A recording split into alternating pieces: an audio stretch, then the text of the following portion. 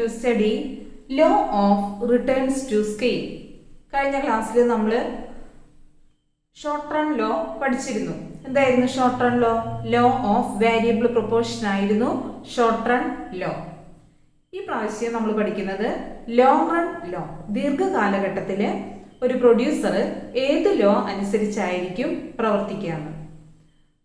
ദീർഘകാലഘട്ടത്തിൽ അല്ലെങ്കിൽ ലോങ് റണ്ണിൽ അപ്ലിക്കബിൾ ആയിട്ടുള്ള ലോ ആണ് law of returns to scale.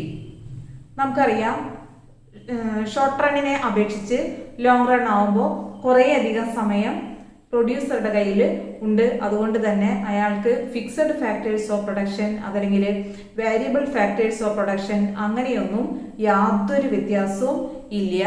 എല്ലാ ഫാക്ടേഴ്സും ഏതൊക്കെയാണ്? എല്ലാ ഫാക്ടേഴ്സ് ഓഫ് പ്രൊഡക്ഷൻ എന്ന് പറയുമ്പോൾ land, labour, capital and organisation. 4 factors of പ്രൊഡക്ഷനും 4 ഉൽപാദന ഘടകങ്ങളും വേരിയബിൾ ആണ്, അല്ലെങ്കിൽ മാറ്റാൻ സാധിക്കാവുന്നതാണ്. അതായത് അതിൻ്റെ അളവ് കൂട്ടുകയോ കുറയ്ക്കുകയോ ഒക്കെ ചെയ്യാനായിട്ട് സാധിക്കും.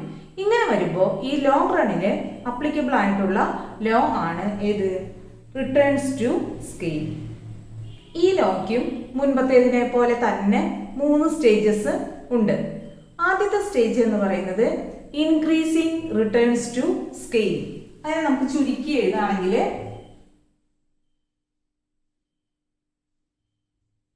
IRS എഴുതാം. Increasing returns to scale. Increasing returns to scale എന്ന് പറഞ്ഞാൽ എന്താ? ഇൻക്രീസിങ് റിട്ടേൺസ് ഇൻക്രീസിങ് ലെവലിൽ ആയിരിക്കാം എന്ന് പറഞ്ഞാൽ എന്തായിരിക്കും? അയാൾ ഉണ്ടാക്കുന്ന ഔട്ട്പുട്ട്, ഇൻപുട്ട് ഉപയോഗിച്ച് അയാൾ ഉണ്ടാക്കുന്ന ഔട്ട്പുട്ട് ഇൻപുട്ടിനേക്കാളും കൂടുതലായിരിക്കാം, അല്ലെങ്കിൽ അതിൻ്റെ പെർസെൻറ്റേജിനേക്കാളും കൂടുതലായിരിക്കാം. ഏറ്റവും ചുരുക്കി പറയുകയാണെങ്കിൽ നമുക്ക് എങ്ങനെ പറയാൻ പറ്റും? When percentage change in output is greater than percentage change in input. അയാൾ ഇൻപുട്ടിൽ വരുത്തിയ ആ മാറ്റത്തിനേക്കാളും കൂടുതൽ മാറ്റമാണ് അയാൾക്ക് ഔട്ട്പുട്ടിൽ കിട്ടുന്നതെങ്കിൽ അതിനെയാണ് നമ്മൾ എന്ത് പറയുന്നത്?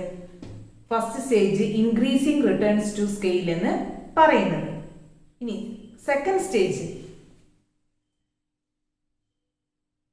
Constant returns to scale. Constant returns to scale എന്ന് പറഞ്ഞാൽ എന്താ? കോൺസ്റ്റന്റ് ആയിട്ടുള്ള റിട്ടേൺ എന്ന് പറഞ്ഞാൽ സ്ഥിരമായിട്ട്. എങ്ങനെയായിരിക്കും അപ്പോൾ?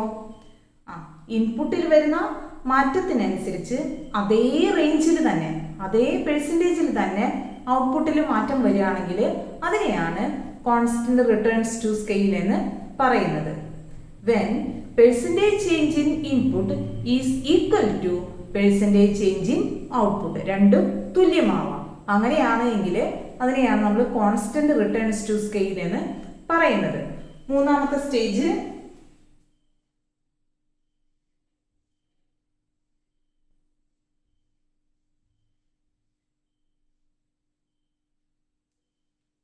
DRS അതല്ലെങ്കിൽ ഡിമിനിഷിങ് റിട്ടേൺസ് ടു സ്കെയിൽ. എന്തായിരിക്കും ഡിമിനിഷിങ് റിട്ടേൺസ് ടു സ്കെയിൽ എന്ന് പറഞ്ഞാൽ? ഇൻപുട്ടിൽ വരുന്ന മാറ്റത്തിനേക്കാളും കുറവാണ് ഔട്ട്പുട്ടിൽ കിട്ടുന്ന മാറ്റമെങ്കിൽ അതിനെയാണ് ഡിമിനിഷിങ് റിട്ടേൺസ് ടു സ്കെയിൽ എന്ന് പറയാം.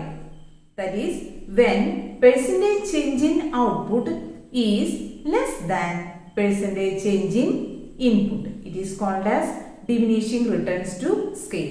അപ്പോൾ 3 സ്റ്റേജസ് ആണ് റിട്ടേൺസ് ടു സ്കെയിൽ എന്ന ലോങ് റൺ ലോക്ക് ഉള്ളത്. ഏതൊക്കെയാണ്? First stage increasing returns to scale when percentage change in output is greater than percentage change in input. ഔട്ട്പുട്ടിലുള്ള മാറ്റം ഇൻപുട്ടിലുള്ള മാറ്റത്തേക്കാൾ കൂടുതലാണ് എങ്കിൽ അതിനെയാണ് ഇൻക്രീസിങ് റിട്ടേൺസ് ടു സ്കെയിൽ എന്ന് പറയുന്നത്. രണ്ടാമത്തെ stage constant returns to scale. രണ്ടും തുല്യമാവാം. When percentage change in input is equal to percentage change in output. ഇൻപുട്ടിലുള്ള മാറ്റവും ഔട്ട്പുട്ടിലുള്ള മാറ്റവും തുല്യമാണ് എങ്കിൽ അതിനെയാണ് കോൺസ്റ്റന്റ് റിട്ടേൺസ് ടു സ്കെയിൽ എന്ന് പറയുന്നത്. മൂന്നാമത്തെ സ്റ്റേജ് എന്താ? Diminishing returns to scale. Diminishing അല്ലെങ്കിൽ ഡിക്രീസിങ് റിട്ടേൺസ് ടു സ്കെയിൽ എന്ന് പറഞ്ഞാൽ എങ്ങനെയായിരിക്കും? Percentage change in output is less than percentage change in input. ഇൻപുട്ടിലുള്ള മാറ്റത്തെക്കാളും കുറവാണ് ഔട്ട്പുട്ടിൽ കിട്ടുന്ന മാറ്റമെങ്കിൽ അതിനെയാണ് എന്ത് പറയുന്നത്?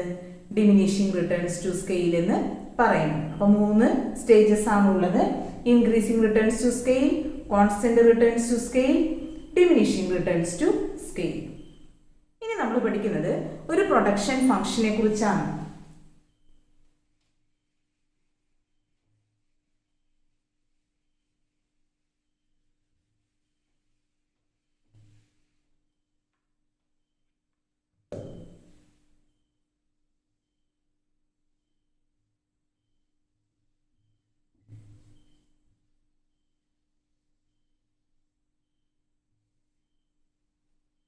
Cobb-Douglas production function.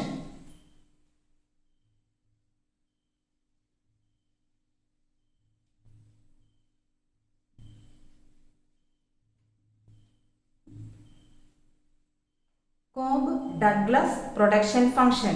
2 ഇക്കോണമിസ്റ്റുകളാണ്. കോബും ഡഗ്ലസും 2 ഇക്കോണമിസ്റ്റുകളാണ്.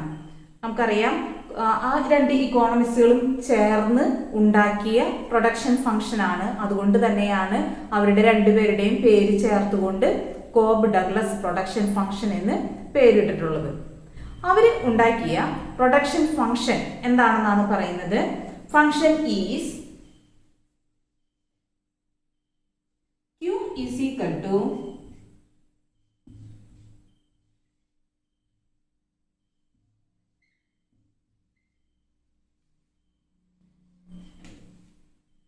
is equal to x1 raised to alpha into x2 raised to beta എന്ന് പറഞ്ഞാൽ Q എന്ന് പറഞ്ഞാൽ എന്താ നമുക്ക് അറിയാം, ഔട്ട്പുട്ട്, ക്വാണ്ടിറ്റി ഓഫ് ഔട്ട്പുട്ട്.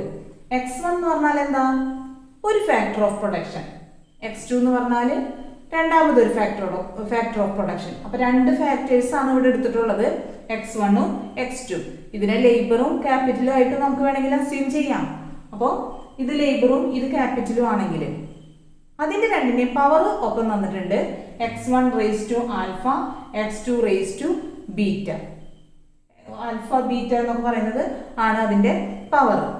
അപ്പോൾ ഇതിന്റെ 2ന്റെയും പവറിനോട് കൂടി x1 ഇൻറ്റു x2 ഇൻറ്റു ചെയ്താൽ കിട്ടുന്നതാണ് Q അല്ലെങ്കിൽ ക്വാണ്ടിറ്റി ഓഫ് ഔട്ട്പുട്ട് എന്നാണ് ഈ പ്രൊഡക്ഷൻ ഫംഗ്ഷൻ പറയുന്നത്. അപ്പൊ എന്താണ് കോബ്-ഡഗ്ലസ് പ്രൊഡക്ഷൻ ഫംഗ്ഷൻ എന്ന് പറഞ്ഞാല് our function is Q is equal to x1 raise to alpha into x2 raise to beta. വളരെ സിമ്പിൾ ആയിട്ടുള്ളൊരു പ്രൊഡക്ഷൻ ഫംഗ്ഷൻ ആണ്. 2 ഫാക്ടേഴ്സ് ഓഫ് പ്രൊഡക്ഷൻ തന്നിരിക്കുന്നു. ഇനി നമ്മൾ പ്രോബ്ലം ചെയ്യുമ്പോൾ ഇത് 2 കൂടി, ഇപ്പോൾ ഈ x1 റേസ് ടു ആൽഫ കഴിഞ്ഞിട്ട് ഈ ഡോട്ട് ഇട്ടിരിക്കുന്നത് ഇൻറ്റു എന്നാണ് ഉദ്ദേശിക്കുന്നത്, മൾട്ടിപ്ലൈഡ് ബൈ. ഇനി ഇതിന്റെ 2ന്റെയും പവർ എന്ന് പറയുന്നത് ഏതാ, ഇവിടെ x1ന്റെ പവർ എന്ന് പറയുന്നത് ആൽഫ,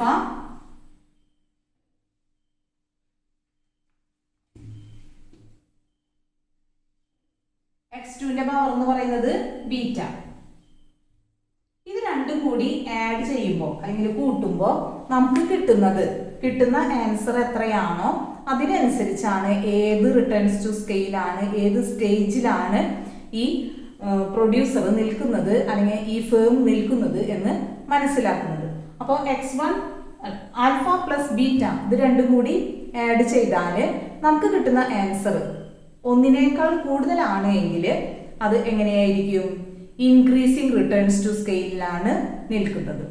ഇനി 1 ആണെങ്കിലോ, 1നോട് തുല്യമായിട്ടുള്ള ആൻസർ ആണ്, അല്ലെങ്കിൽ 1 ആണ് കിട്ടുന്നതെങ്കിലോ കോൺസ്റ്റന്റ് റിട്ടേൺസ് ടു സ്കെയിലായിരിക്കും നിൽക്കുന്നത്. അതല്ല 1നേക്കാൾ ചെറിയ വാല്യൂ ആണ് കിട്ടുന്നതെങ്കിലോ അത് ഡിമിനിഷിംഗ് റിട്ടേൺസ് ടു സ്കെയിലാണ് നിൽക്കുന്നത്. പ്രോബ്ലം ചെയ്യുമ്പോൾ കുറച്ചും കൂടി നമുക്ക് വ്യക്തമാവും.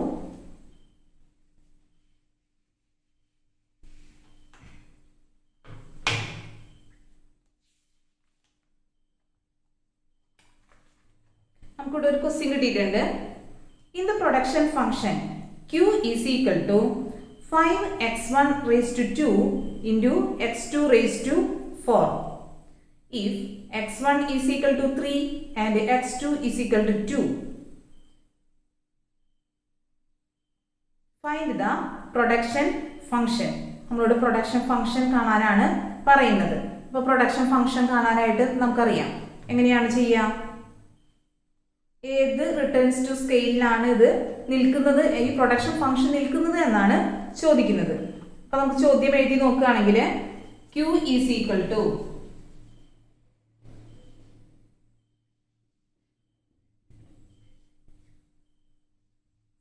x1 raised to 2 into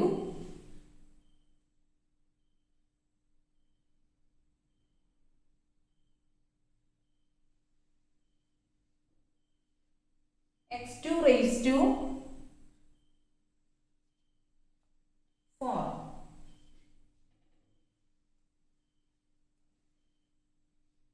ഇതാണ് നമുക്ക് തന്നിരിക്കുന്ന പ്രൊഡക്ഷൻ ഫംഗ്ഷൻ. ഇത് നമ്മൾ നേരത്തെ എഴുതിയ അതേ ഫോമിലാണ്.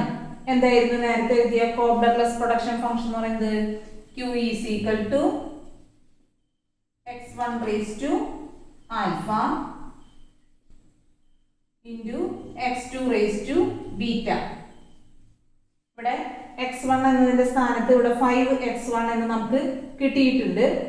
ആൽഫ എന്നുള്ളതിന്റെ സ്ഥാനത്ത് 2, പിന്നെ x2 എന്നുള്ളതിന്റെ സ്ഥാനത്ത് x2 തന്നെ, ബീറ്റയുടെ സ്ഥാനത്ത് 4. അപ്പൊ നമുക്ക് ആദ്യം തന്നെ ഒരു കാര്യം ചെയ്യാനുള്ളൂ. ഈ തന്നിരിക്കുന്ന ഇക്വേഷൻ വെച്ചിട്ട് ഇതിന്റെ ആൽഫ പ്ലസ് ബീറ്റ എത്രയാണെന്ന് നോക്കാം. Alpha plus beta is equal to എത്രയാണ്? ഇവിടെ ആൽഫയുടെ സ്ഥാനത്തുള്ളത് 2 പ്ലസ് ബീറ്റയുടെ സ്ഥാനത്ത് 4. അപ്പൊ നമുക്ക് ആൽഫ പ്ലസ് ബീറ്റ എത്രയാണെന്ന് കിട്ടും? 6 ആണെന്ന് കിട്ടും. 6 എന്ന് പറഞ്ഞാൽ എങ്ങനെയാ? ഒന്നിനേക്കാൾ കൂടുതലാണോ, ഒന്നിനോട് തുല്യമാണോ, ഒന്നിനേക്കാൾ കുറവാണോ? നമുക്കറിയാവുന്ന കാര്യമാണ്. 6 എന്ന് പറഞ്ഞാല് ഒന്നിനേക്കാൾ കൂടുതലാണ്. കൂടുതലായതുകൊണ്ട് ഇത് ഏത് സ്കെയിലാണ് വരിക? Increasing returns to scale. ആ സ്റ്റേജിലാണ് ഈ ഫേം നിൽക്കുന്നത്. Increasing returns to scale. Increasing returns to scale എന്ന് പറഞ്ഞാൽ എന്താ? ഇൻപുട്ടിൽ ഉണ്ടാകുന്ന മാറ്റത്തെക്കാളും കൂടുതൽ മാറ്റമാണ് അയാൾക്ക് ഔട്ട്പുട്ടിൽ കിട്ടിക്കൊണ്ടിരിക്കുന്നത്. അപ്പോൾ നല്ല ഒരു ഇൻക്രീസിങ് റിട്ടേണിൽ അതല്ലെങ്കിൽ നല്ല ഫോമിൽ വർക്ക് ചെയ്തുകൊണ്ടിരിക്കുന്ന ഒരു ഫേമാണ് ഇപ്പോൾ ഈ ഫേം. നമുക്ക് കിട്ടുന്ന ഈ ആൻസർ 6ന് പകരം നമുക്ക് കിട്ടുന്നത് 1 ആണെങ്കിൽ അത് കോൺസ്റ്റന്റ് റിട്ടേൺസ് ടു സ്കെയിൽ ആവും. അതല്ല ഒന്നിനേക്കാൾ ചെറിയ വാല്യൂ ആണെങ്കിലോ അത് ഡിക്രീസിങ് റിട്ടേൺസ് ടു സ്കെയിലിൽ ആയിരിക്കും. കൃത്യമായിട്ട് മനസ്സിലായിട്ടുണ്ടാവും എന്താണ് കോബ് ഡഗ്ലസ് പ്രൊഡക്ഷൻ ഫംഗ്ഷൻ. ഒറ്റ കാര്യം നമ്മൾ ഓർത്തിരുന്നാൽ മതി. കോബ് ഡഗ്ലസ് പ്രൊഡക്ഷൻ ഫംഗ്ഷൻ എന്ന് പറഞ്ഞാൽ നമുക്ക് ആ ഫംഗ്ഷൻ ആണ് ആദ്യം ഓർമ്മ വരേണ്ടത്. എന്താണ് function? Q is equal to x1 raised to alpha into x2 raised to beta. ഇനി ഈ ആൽഫയും ബീറ്റയും കൂടി ആഡ് ചെയ്താൽ നമുക്ക് കിട്ടുന്ന ആൻസർ എത്രയാണോ അതിനനുസരിച്ചായിരിക്കും ഫേം ഏത് സ്കെയിലാണ് നിൽക്കുന്നത് എന്ന് നമ്മൾ തീരുമാനിക്കുന്നത്. കൃത്യമായിട്ട് മനസ്സിലായിട്ടുണ്ടാവും. Thank you.